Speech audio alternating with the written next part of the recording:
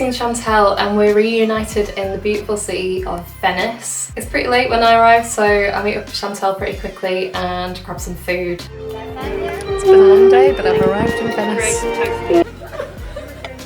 If we jump back a step though, I'm just going to speak about the travel options very quickly. Some of the easiest ways to get there, or one of the easiest ways, would be via bus if you're landing at Marco Polo. There are two companies. You can go for ACTV and ATVO, and they both start from about €8. They would take you to, and I'm sorry if I pronounce this wrong, Piazzale Roma. From there you just then need to walk to wherever you're staying. A couple of more interesting options. You've got the water bus and the water taxi. The water taxi is a bit more expensive and a bit more luxurious. Chantal arrived and took the water taxi. You can go private or you can go shared, I believe, as well. It's a nice little boat and you've got all the views as you're going in. So I got the bus. The company that I got was Ali Laguna. It took longer. I think the taxi took about 40 minutes, and it took about an hour and 20, something like that. Nice boat, much longer to get there, a bit cheaper. For me it was worth just saving the money since I wouldn't actually see the pretty views. Anyway.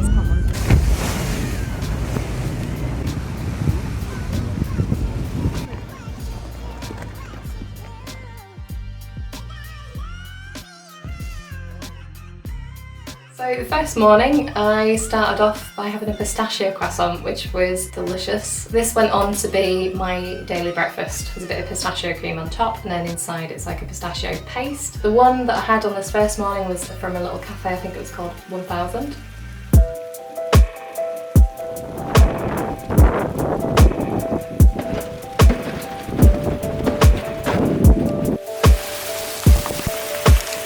All things, we're just hiding from the hailstone in Venice.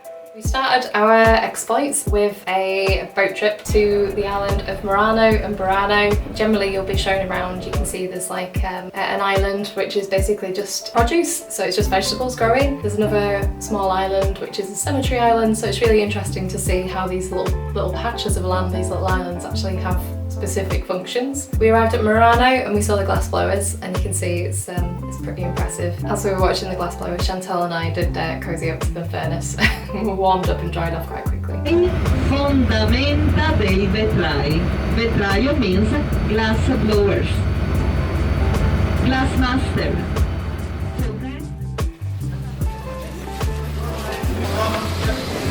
Oh, it's so warm.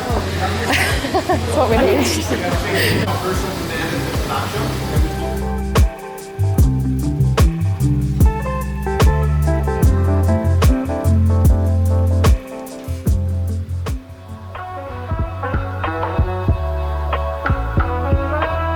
There's not much time allowed on Murano, but we managed to get away and we explored the island a little bit. A very cute little island, different atmosphere from Venice, has its own charm. I believe there's a museum, there's a couple of pretty bridges. We just walked around and took it in.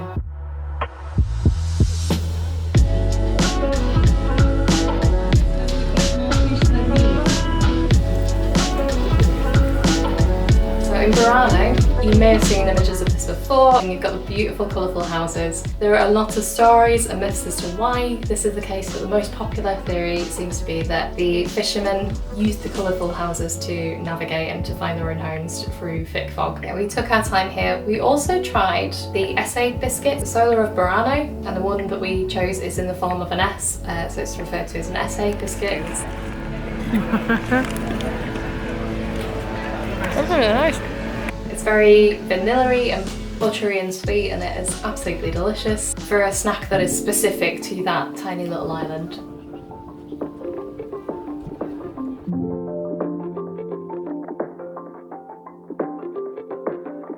We also found the time to try what is considered to be the most authentic spritz option. So this is Select, slightly different from Aperol, it's a bit fruitier. Having fully dried off and we're back on land in Venice, I witnessed the Bridge of Sighs for the first time in daylight. You can do what Chantal did the day before, which is you can go into the Doge's Palace, so you can book tickets for that. From there, I believe there is quite a sizable museum and it's a beautiful building from the inside. You can also cross the Bridge of Sighs from the palace to the prison side to really take in what it would have been like to be a prisoner and catching your last glimpse of the city below. might not go down well, but we didn't go on a gondola ride. They're just very expensive. They're about 80 euros per ride. Now you can obviously you'd split that, so if it was just me and Chantel, it'd be 40 each. I believe there are a couple of cheaper options if you really look for them. I think the best option would be, there's on Get Your Guide, and I'm sure there's some other sites that do this, but you can actually, it's like rideshare. You can book your tickets, and that gondola ride is split by a few different people, so get it for a bit cheaper because it is pricey. However, we did enjoy the views of the gondolas and the gondoliers, having a little chats between themselves. St Mark's Square is obligatory. From here you can see the Campanile, you can see St Mark's Basilica as well, and I can only imagine how beautiful it is from the inside, having just seen the outside. You can also climb the Campanile, however we already got our fair share of climbing, as you'll see in the next video.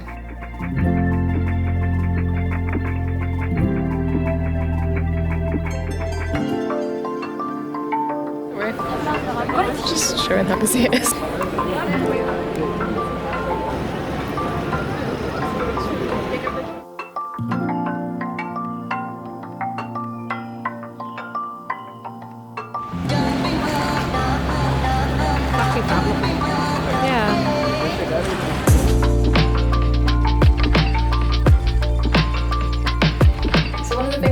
Excited about when I travel to a new city or a new country is the food. When in Venice, I think you do have to try out a nice traditional trattoria. We went to Trattoria alla Fontana. It was cosy, it was friendly, staff were lovely, and we even shared a limoncello. And I managed to tick off another thing off my list, which was to have cuttlefish in a cuttlefish ink sauce. It was really nice. It was a bit disconcerting because it is just like a completely black dish. But yeah, the actual taste was delicious. I was a little bit paranoid about the teeth afterwards, but all good.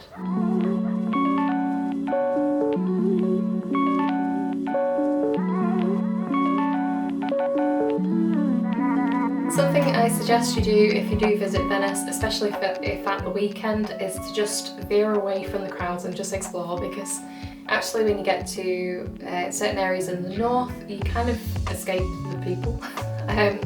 It gets a lot quieter. Now we were still there in March, but it was the weekend and it was getting very, very busy. A few beautiful waterways, loads and loads of beautiful restaurants. This is where I had the best pistachio croissant of the trip so far. I just sat and really chilled out in the morning, and it just felt like the most Venice moment for me. It's how I imagined my mornings would be spent.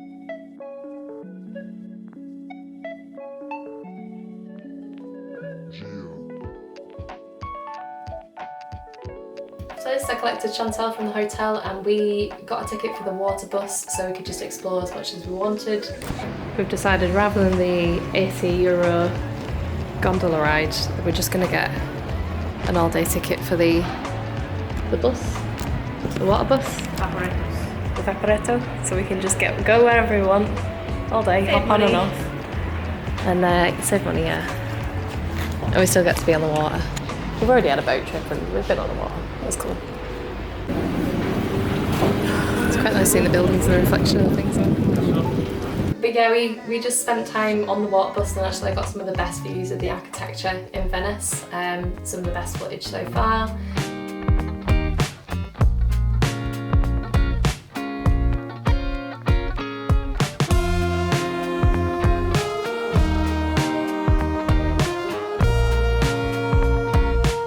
Sort of intended that we were going to get as money's worth and just get a day ticket and go everywhere.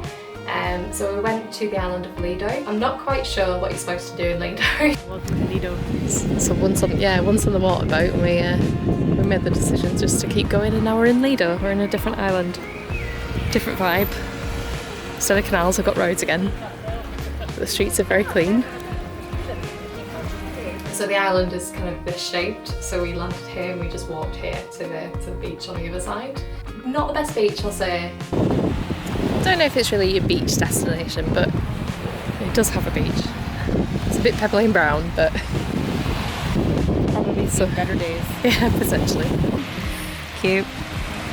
Shell hunting. There's lots of them. This one is 10 out of 10 though.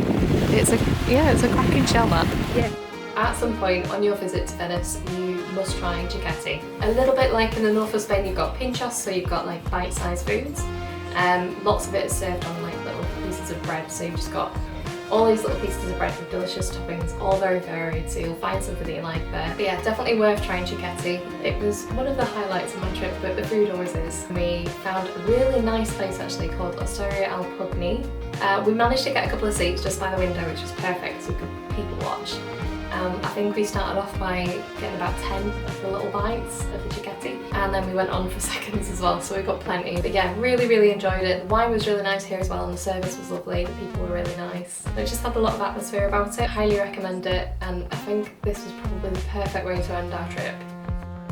So yeah, I hope this video was useful. If you would like to subscribe, I try to release videos just on places that I've been to and all the things that you can get up to while you're there. If you're going to Venice, you'll have an amazing time. It's an absolutely stunning place, and just make sure that at some point you do try Chicchetti.